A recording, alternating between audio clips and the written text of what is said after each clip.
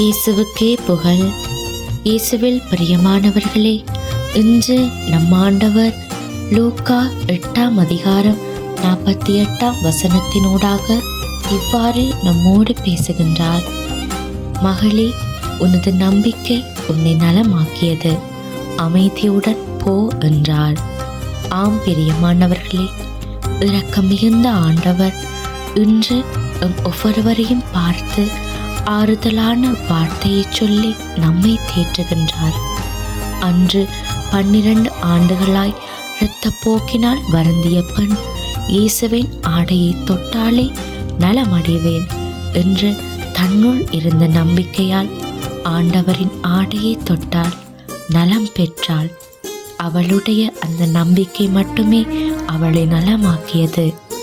அதே போலதான் பிரியமானவர்களே, இன்று எங்களுடைய வாழ்க்கையிலையும் சொல்ல முடியாத வலி, கவலைகள், பிரச்சனைகள், குடும்ப பாரங்கள், தீராத வியாதி, கடன் பிரச்சனை, இப்படியாக வாழ்க்கை போராட்டம் நிறைந்ததாகவே இருக்கா?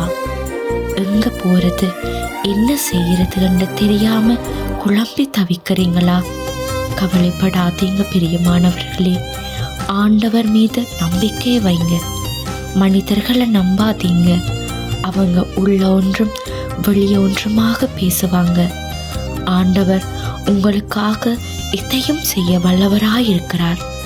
மனசு ஏதோ ஒரு குழப்பத்திலேயே இருக்கு. அதுக்கு காரணம் கூட என்னவென்று தெரியாம இருக்கலாம். ஆண்டவர் உங்களை பார்த்து அமைதியுடன் போ என்று கூறுகிறார். நீங்க ஆசைப்பட்டது, நீங்க எதிர்பார்த்ததை ஆண்டவர் நிச்சயமாக உங்களுக்கு செய்து முடிப்பார். அவர் உங்களை நேசிக்கிற தகப்பனாயிருக்கிறார். உங்களுடைய கண்ணீரின் மதிப்பு மனுஷர்களுக்கு வேணுமென்றால் தெரியாம இருக்கலாம். ஆண்டவர் உங்கள் கண்ணீரை அவரது கரத்தில் ஏந்தியவராய் உங்களை தேற்றும் தகப்பனாயிருக்கிறார். உங்கள் நம்பிக்கை உங்களை நலமாக்கும். விசுவாசத்திலே உறுதியாக நிலைத்திருங்கள். ஆமேன்.